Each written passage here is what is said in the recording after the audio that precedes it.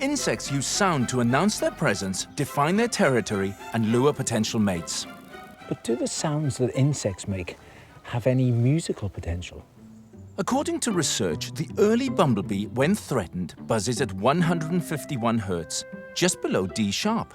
The red-tailed bumblebee, between a G and a G sharp, and Bombus terrestris, the quintessential British bumblebee, at 248 Hz. A perfect B. If different insects produce different notes, can I arrange a piece of music using those sounds? An insect orchestra? To stand any chance, I'll need the help of wildlife sound recordist Gary Moore. Insects make sound in lots of many ways. They rub parts of the body together, they beat the air with the wings, they even knock wood with the head. So it's about knowing what we're going to go after, knowing how to approach them, and just thinking, getting down into their level, into their world, basically. For high-pitched frequencies, things like a bees, I think we can use the parabolic. How does this work then? Basically, it's like a giant ear. It's like the outside of your ear, a giant pinner, and what it does, it gathers sound in a large area and focuses it onto the microphone, onto the capsule. And is this a bit of a stupid challenge, trying to find all these different notes from all these insects to make into a piece of music? Not at all. I think it's going to be amazing. I think the natural world is just full of wonderful, wonderful sounds, and hopefully we can get some of the lower bass notes and some of the more high ones. For our first recording, Gary places a da capo microphone on the end of a thistle. Must admit, I've never rigged a thistle before. Yeah, that's great, because it's a single note. I can work with that. That was a G. Excellent. When some bees enter the head of a flower, they'll physically vibrate the thorax to make more pollen fall from the flower onto its body. See, I'm getting completely different sounds. I think what I need is they just need to understand that if they're going to be part of an insect orchestra, there's times where you buzz and there's times where you just need to buzz off. With the bumblebee ticked off the list, we move on to a more controlled environment. A beehive.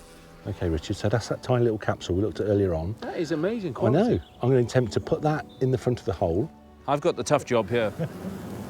There's a big difference between what's in the hive and what's out. So we know the behaviour inside and outside is different, and they fan the wings inside to keep the hive the right temperature, because they want to turn the nectar from a thin, watery substance into a nice, thick honey.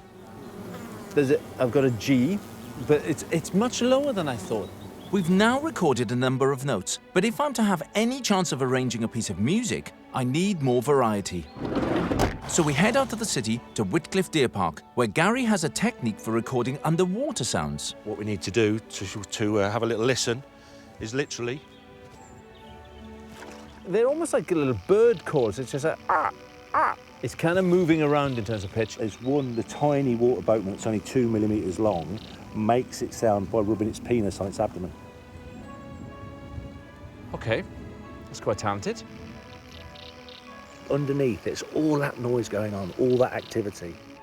Then we set off in search of some percussion. Good rule of thumb is grasshoppers call during the day and crickets call at night. And the way grasshoppers make that call, it's through a process called stridulation.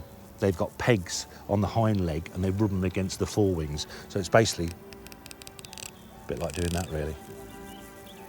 We've recorded an assortment of sounds, including some perfect notes. Now it's back to the studio. From the bees, I got a bass note on a B flat. And the grasshoppers gave me a great percussion track. I've decided to go for a popular classical piece, Offenbach's Barcarolle. Sorry, Offenbach. Every sound was recorded on the day, as you hear it now. And here it is.